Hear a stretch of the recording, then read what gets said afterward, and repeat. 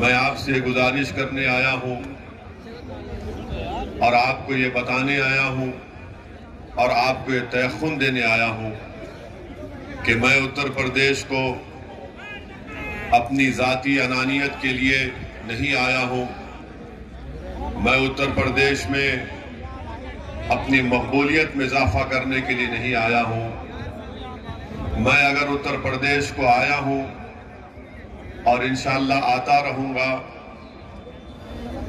सिर्फ मेरा मकसद एक ही है और अल्लाह सुब्हानहू व तआला मेरी नीयत से वाकिफ है।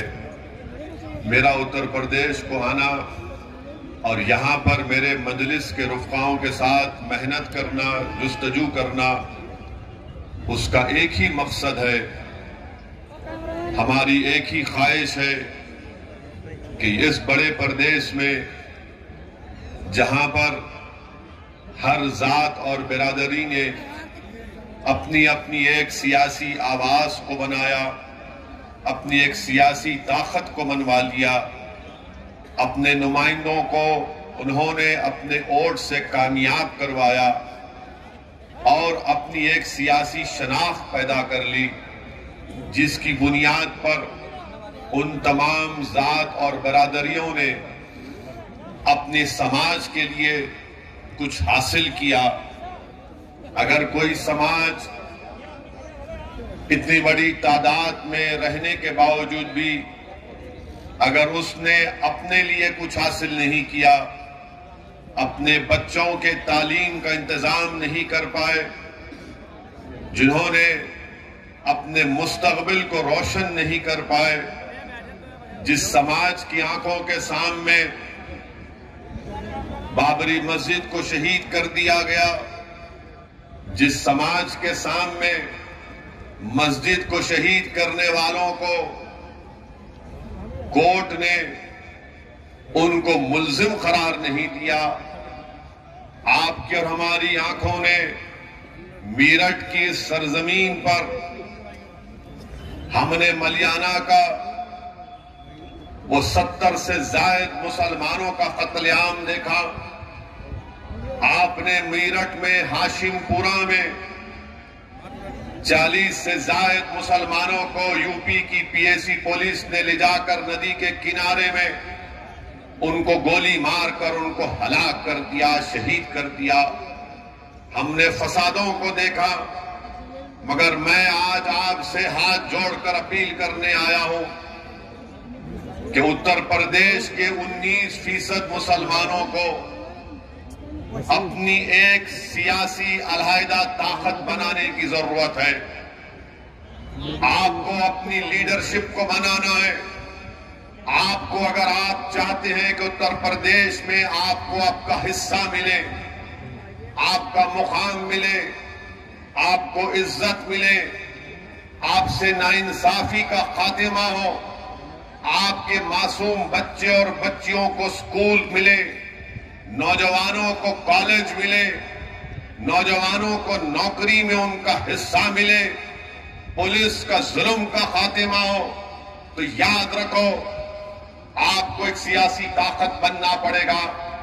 जिस तरह उत्तर प्रदेश में दलितों ने और खास तौर से जाटवों ने बहन मायावती को अपना नेता बनाया, जिस तरह उत्तर प्रदेश के यादवों ने मुलायम सिंह यादव को अपना नेता बनाया, जिस तरह यहां पर हर समाज के लोगों ने जाटों के लिए चौधरी चरण सिंह से लेकर अजित सिंह से लेकर आज उनके बेटे ये कहते हैं कि जाट हमारे साथ है। मेरे अजीज दोस्तों और बुजुर्गों, यहां पर कुर्मियों ने कई नेताओं को अपने पैदा किया। कितनी ऐसी बिरादरियां हैं, ठाकुर हैं, जो आज उत्तर प्रदेश के मुख्यमंत्री को योगी जरूर है मगर उसको अपना ठाकुर नेता मानते हैं। ब्राह्मण समाज के लोग हैं। एक गवर्नमेंट ऑफ इंडिया में नरेंद्र मोदी की सरकार में एक मंत्री है जिनका नाम टेनी है, क्योंकि उनका ताल्लुक ब्राह्मण समाज से, उनकी गाड़ी से उनके ही घर में एक साजिश रचाई गई और उस साजिश के नतीजे में उनके बेटे ने अपनी गाड़ी से 4 किसानों को रौंद दिया। मगर नरेंद्र मोदी जो अपने आप को बड़ा बहादुर वजीर आजम कहते हैं, वो ब्राह्मण समाज को नाराज नहीं करना चाहते और टेनी को अपनी कैबिनेट से नहीं हटाते। क्यों नहीं हटाते? क्योंकि अगर मैं इसको हटाया तो उत्तर प्रदेश के ब्राह्मण समाज के लोग नाराज हो जाएंगे। अपने ही गाड़ी से उनके बेटे ने 4 किसानों को खत्म कर दिया। मैं आपको ये मिसालें इसलिए दे रहा हूं ताकि आपको अंदाजा हो जाए, आपको जानकर तकलीफ भी होगी कि मलियाना का फसाद कब हुआ था। मलियाना का फसाद मई 34 साल हो गए। 70 मुसलमानों को गोली मारकर शहीद कर दिया गया था। अब तक मुकदमा खत्म नहीं हुआ है। 800 तारीख कोर्ट ने दी और हर तारीख 800 तारीख हो गई। माने क्रिमिनल लॉ में एक तारीख बन गई कि 70 मुसलमानों को 34 साल पहले गोली मारकर शहीद कर दिया गया, कत्ल कर दिया गया। 34 साल में कांग्रेस की सरकार, 34 साल में बीएसपी की सरकार, 34 साल में समाजवादी की, बीजेपी की सरकार, मगर किसी ने भी उन मलियाना में मरने वालों से इंसाफ नहीं किया। मेरे अजीज दोस्तों और बुजुर्गों, याद रखो, आज उत्तर प्रदेश में मुसलमान अगर सबसे कम ग्रेजुएट हैं तो मुसलमान हैं, सबसे ज्यादा ड्रॉप आउट हैं तो मुसलमान हैं, सबसे ज्यादा अगर जेलों में अंडर ट्रायल है तो मुसलमान हैं। 19% उत्तर प्रदेश में मुसलमान हैं और 28% जेल में अंडर ट्रायल है। बताइए, इसके बावजूद भी आप अगर करवट नहीं लेंगे तो कब करवट लोगे मुसलमानों? क्या जब शोर क़यामत होगा तुम उठोगे? मैं आपको ये दाद हासिल करने के लिए नहीं कह रहा हूं। मैं कोई शायर नहीं हूं कि कोई शेर पढ़ा रहा वाह वाह के नारे लगाएंगे। मैं आपको बता ये रहा हूं कि जब आप यहां से उठकर जाएंगे तो मेरी ये ऐन ख्वाहिश है कि आप में एक तब्दीली पैदा हो जाए, आप में एक सोच पैदा हो जाए, आप में एक फिक्र पैदा हो जाए। क्योंकि आपने बरसों इन तमाम सियासी पार्टियों का साथ दिया। बताइए हमने क्या हासिल किया, क्या मिला आपको? आपको हमेशा डराते रहे। 34 साल पहले, 60 साल पहले यही कहा गया फिरका परस्ती को शिकस्त दो, हमने फिरका परस्ती को शिकस्त दी। कभी कहा गया जनसंघ को हराओ, हमने जनसंघ को हराया। फिर कहा कि आपने कांग्रेस से नाराज हुए तो बीएसपी का साथ दिया, उनसे नाराज हुए तो समाजवादी का साथ दिया। आखिर आपने अपनी क़यादत क्यों नहीं बनाई? कोई कहेगा यहां पर कि नहीं, मीरठ से मुसलमान एमएलए बना, मीरठ से यहां पर इस इलाके से एमपी भी बना, मगर याद रखो वो तुम्हारा नहीं था। मुसलमान समाजवादी में भी है, मुसलमान बीएसपी में भी है, मुसलमान कांग्रेस में भी है, मुसलमान बीजेपी में भी है। मगर बताओ, क्या वो मुसलमानों का नेता है? नहीं, वो समाजवादी का नेता है, बीएसपी का नेता है। आपको अपना नेता पैदा करना पड़ेगा जिसको आप फख्र से कह सकें कि हाँ ये मेरा नेता है। आपने जिताया इनको, मगर वो चले गए बीएसपी में। आपने जिताया उनको, एमपी बने, इलेक्शन हार गए तो किसी और दूसरी पार्टी के चौखट पर चले गए। मैं आपको ये बताने आया हूं कि आप अपने वोट से अपने नेता को बना सकते हैं। ये काम आपको करना और इंशाअल्लाह हम करेंगे। आपका साथ, आपका ताउन रहेगा तो यकीनन ये काम होगा। वोट का जब मामला आएगा हमको वोट दे दो, मगर जब बात आएगी शरीयत की तो गूंगे बन जाते हैं। जब बात आएगी मुसलमानों से इंसाफ की तो अंधे बन जाते हैं। जब बात आएगी CAA NRC की तो बहरे हो जाते हैं। अरे सब चीज पर हम बोलते हैं और जब इलेक्शन का मामला आता तो बोलते नहीं। ओवैसी भाषण को अच्छा देता मगर बीजेपी को हराना।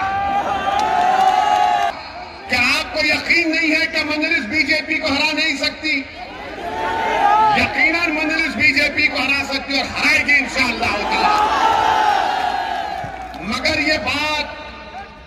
ये बात ये समाजवादी और बीएसपी के लोग आकर कहेंगे, नहीं नहीं, ये जो लंबा आदमी है, शेरवानी टोपी पहना, इसकी बात का यकीन मत करो, इसकी बात का यकीन मत करो। और फिर किसकी बात का यकीन करेंगे?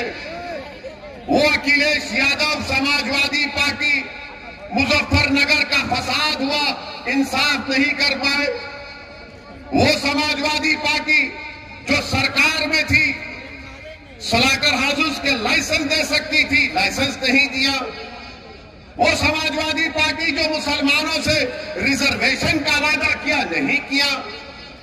आप किसकी बात का भरोसा करेंगे? हाँ, मुसलमान जीत सकता जरूर है, मगर आपका नेता नहीं बन सकता, आपका लीडर नहीं बन सकता। आपको अपना लीडर बनाना है। मेरे अजीज दोस्तों और बुजुर्गों, मेरी आप शदवन गुजारिश है कि हमारे मसाइल हैं, तकालीफ है, मुश्किलात हैं, मगर हमको इस बार अपनी पार्टी को मजबूत बनाना है। डरने और घबराने की जरूरत नहीं है। अपने विधायक को यहां से कामयाब करिए आप, और ये लोग आएंगे, बहुत सी बातें करेंगे, मगर मुसलमान का नेता कौन है बताओ? समाजवादी में कोई नहीं हो सकता, खाली यादव है। बीएसपी में बहन जी है। ये सब क्या रहेंगे? तुम छल्ले बन के रहेंगे वहां पर। इनकी कोई अहमियत नहीं है वहां पर। ये सामने नहीं ठहर सकते उन लोगों के, पार्लियामेंट में तकरीर नहीं कर सकते। जब हमारी पार्लियामेंट में तकरीर होती तो बोलते, ओवैसी भाई आपकी तकरीर सुननी आए। मैंने कहा तुम क्यों नहीं बोलते? बोले हमारी मजबूरी है। आप बताइए काहे की मजबूरी? 19% है। जीतो, कामयाब हो और अपनी आवाज को, अपने मसाइल को उठाओ। उत्तर प्रदेश में इंशाअल्लाह ताला मजलिस इत्तेहादुल मुस्लिमीन यकीनन पूरे वंचित समाज के साथ काम करने के लिए तैयार है।